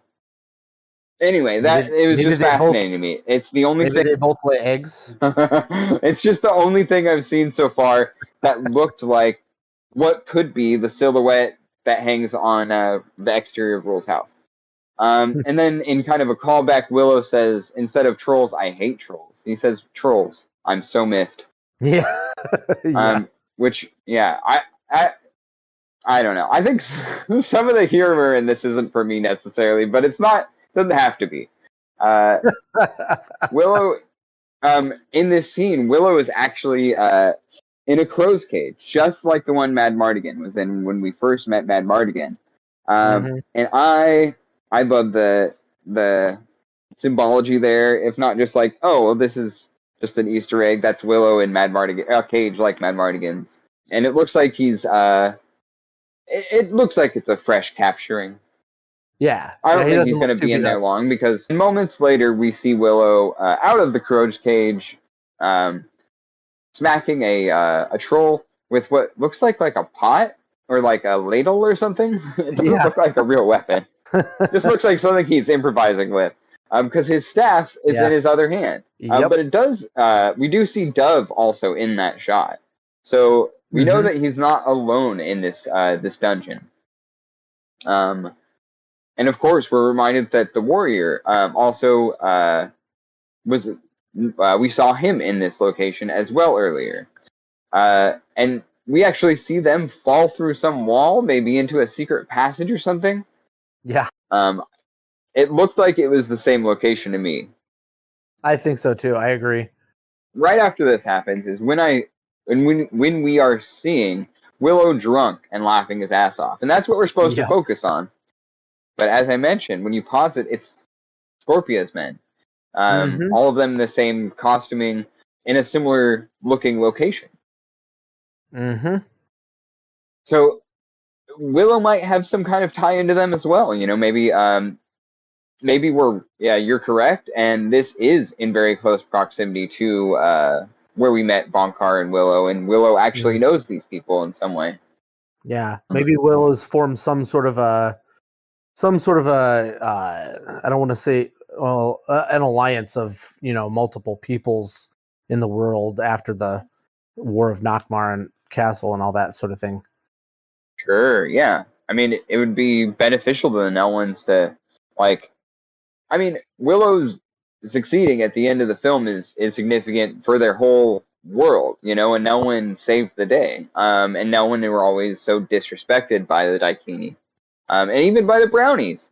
So it gave the Nellwyn an opportunity to hopefully branch out and start demanding their rightful place alongside all of the other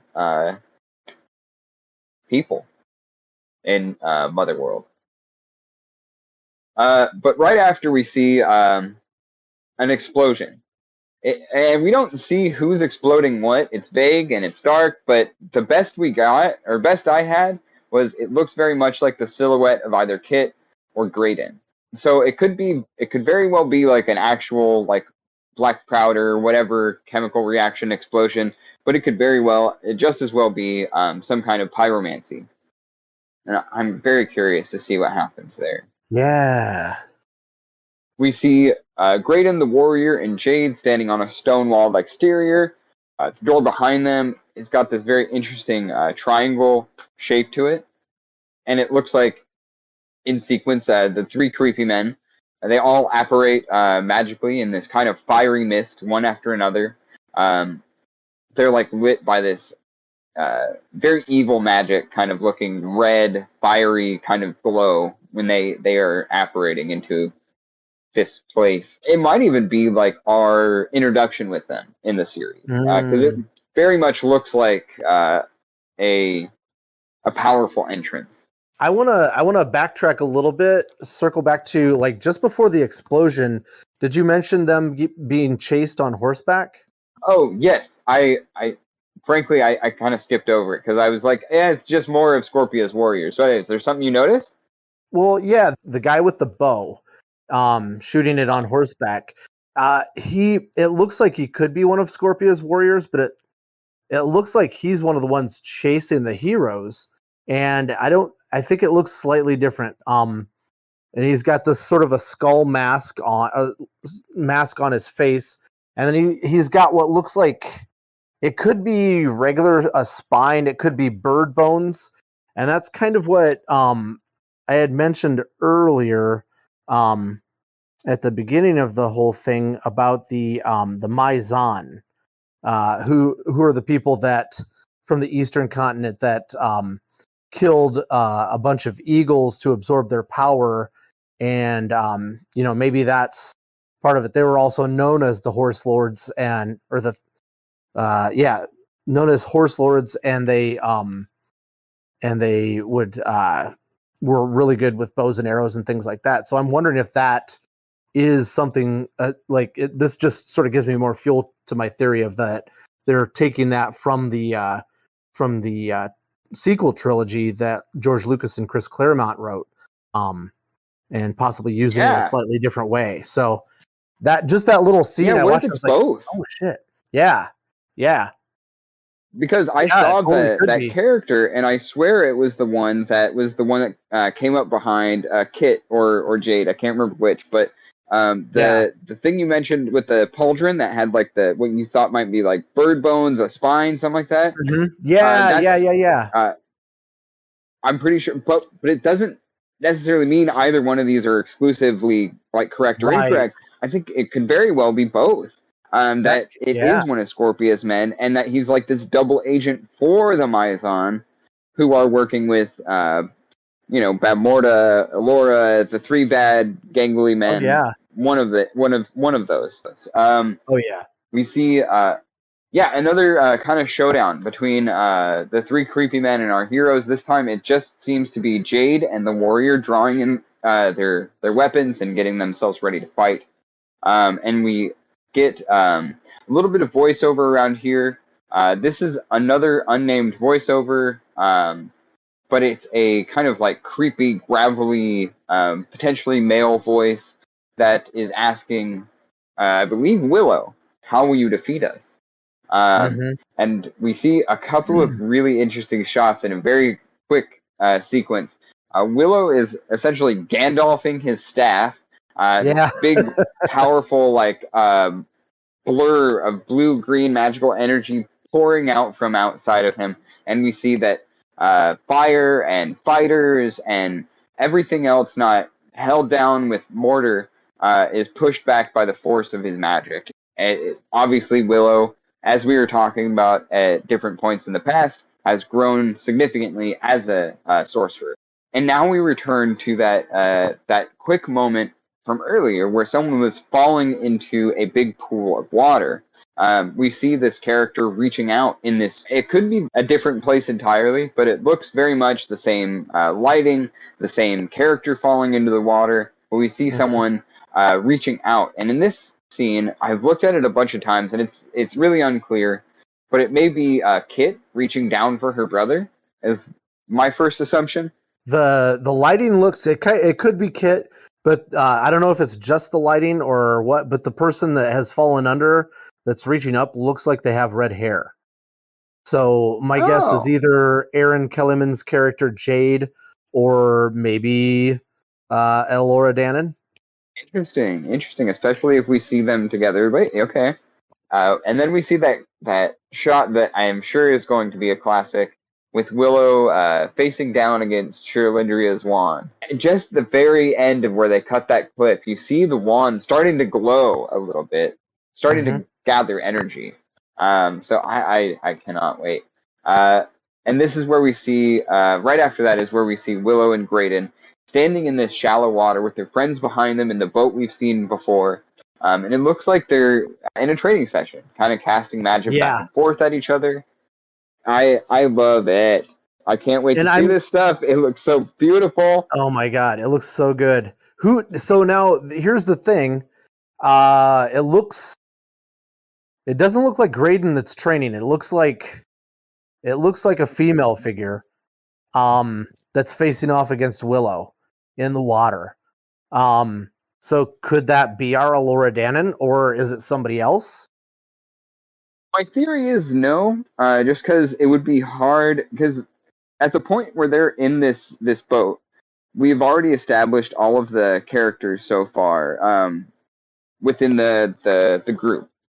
It would be really difficult to hide Elora's presence as someone who's been a part of the group, or even is a part of the group in those scenes where we've seen them in the boat or around the boat.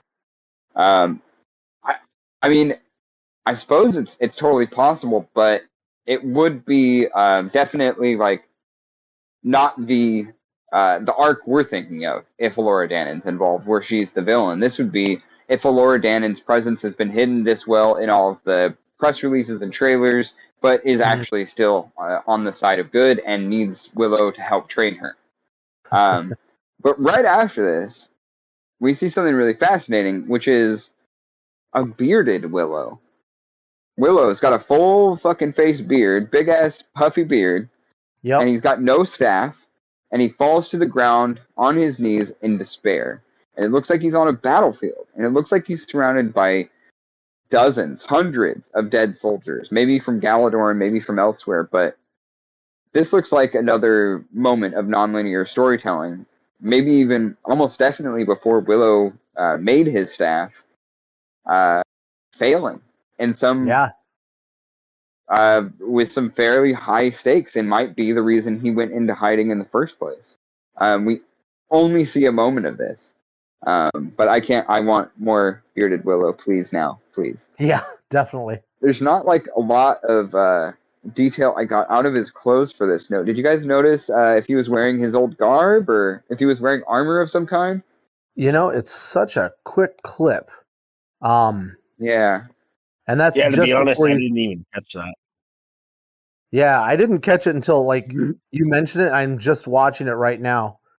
Yeah, so there's not like much detail that you can see. It is a very dark shot. Mm-hmm. Lit with this really weird, like kind of midnight, sorrowful blue kind of color. But yeah, it's hard to tell where the soldiers are from. It's hard to tell if Willow's in armor, but what I definitely made note of was that he doesn't have his staff yet, and it doesn't look like he has Shirlindria's wand either. So yeah, Willow's raw dogging sorcery, I guess, in this scene. Yeah. Death and Confirmed. destruction all around it too. I wonder if this is maybe a vision of the future of what might happen if they fail or something like that. I don't know. Yeah, it definitely could be. I could talk about that stuff because Same it's here. fascinating, and we have no idea. We just get this one instant. We don't know what else is going to go on with this. But immediately we're taken to Graydon, the moment that I think is like going to be one of those moments that everybody's talking about. Everybody's already talking about it. We've only seen the trailer where Graydon boops Snoots with the giant crazy turtle. Yep. And it looks super cute and friendly as it pops its head above the surface. I think it looks like a catfish, actually. So it could be the fish boy, and he's made friends with the fish boy. I hope so. I hope we get Fish Boy, and I hope Graydon is either Fish Boy or friend of Fish Boy.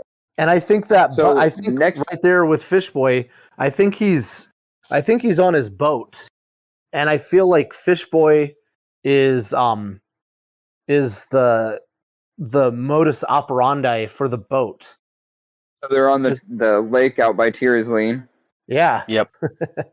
Interesting. Okay. I wonder if something's on Finrazel's island they have to go get. Yeah. Well, speaking of Finrazel, our very next shot is this odd, mystical, it's kind of like this kind of spectral, ethereal forms of Sorsha and Finrazel. And it's just before it's the exact image of them just before their fight with Bab Morda as they enter the ritual chamber. And as we kind of sit with these slightly moving ethereal mist form versions of our heroes from the last film, we see the warrior, Hit, and Jade burst through that mist into a dark room that does have very similar kind of aesthetics as Bab Morda's ritual chambers, which would make so much sense at this point. We've just seen Finrazel and Sorsha as they're taking on Bab Morda. Yeah. Is that where they're walking into? I think so. Yeah. It has that feel to it, definitely. And the trailer is at a fever pitch here. We're getting close to the end. Oh yeah. Willow was just asked, how he expects to defeat this unpictured evil, malevolent voice. And Willow is shown in a close, his forehead trickling blood. He looks quite a bit like in the climax of the original. We see an old bronze decoration, decorative circle hangs on the wall behind him, and it looks very much like it is etched with Bab Morda's crest. And Willow responds with "my friends." Same way I did last time. Just like I did last with time. my friends. Yeah. We get a handful of close-ups. Jade, Dove, the warrior. A quick clip of Jade and Kit fighting, and we see another very interesting shot for just half a second before the end. And it's this extreme wide. Willow and another female Daikini. It looks like they are casting spells back and forth. They're standing on this very shallow water, or maybe standing on top of water. They are very powerful magic sorcerers. But either way, this mirror of water kind of lies under them, and this clear blue backdrop lies beyond them. And as they cast spells, you can see that the Daikini spells are green and fractal-like and look like they're being cast with a wand. And while Willow is casting his spells with his staff. We don't see who this is, but it seems to be a woman, and it's far enough out, it's kind of hard to tell what their hair color is, and it's unlike the silhouettes of any of the characters we've seen so far. It has potential to be Allura, especially if they go with the Laura is the villain. This definitely looks like some kind of climactic wizard's duel between Willow and another very powerful sorcerer. In either case, yeah. And it looks like Willow's projecting like a shield. Basically, if you pause it at the right moment, greenish blue magic is going towards him, and then when it comes to him, it's like a sort of a sphere where it's not affecting him. It's just like moving around him. Yeah, I see what you mean.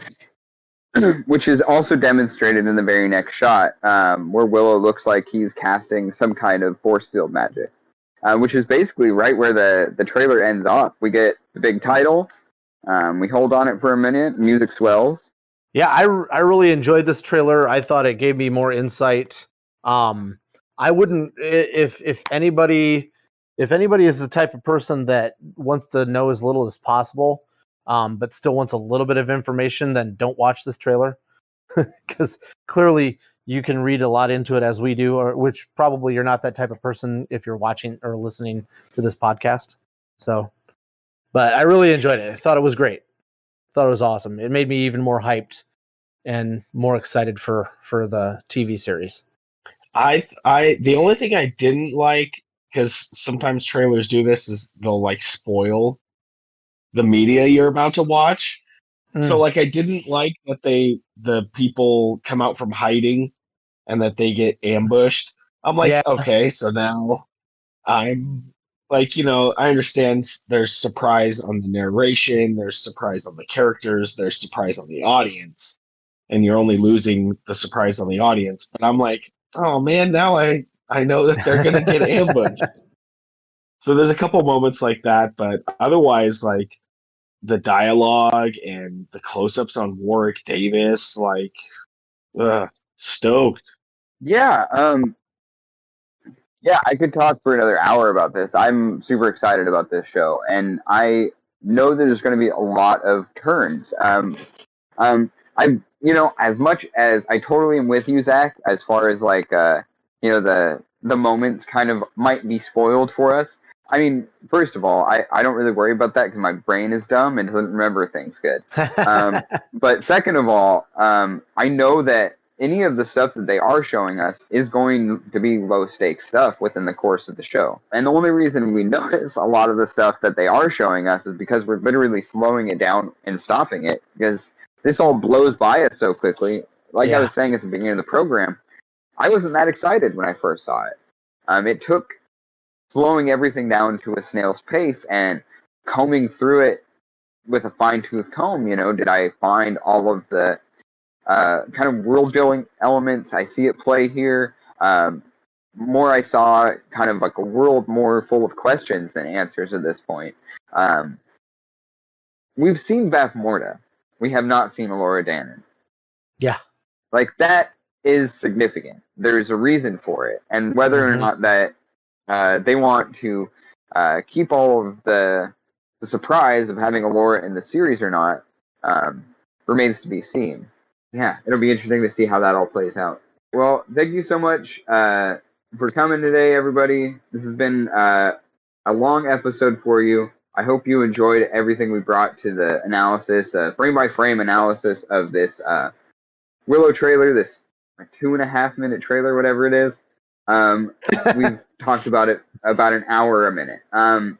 So I hope you enjoy that. I really did. I valued what we do. And I think that if I were not doing this, I would very much be watching the podcast, because I want to dive into all of this stuff. I want someone to talk about this stuff with, which is why I'm so glad to have all of you here with me tonight. And if there's something that you think we missed, you can email us at ignorethebird@nerdcrafty.com. And there you might find a link for our Discord server, and we'll chat about it. Signing off for the Ignore the Bird podcast. Have a good night, brownies and bobkins. Have a good one. Good night. This has been a Nerdcrafty podcast.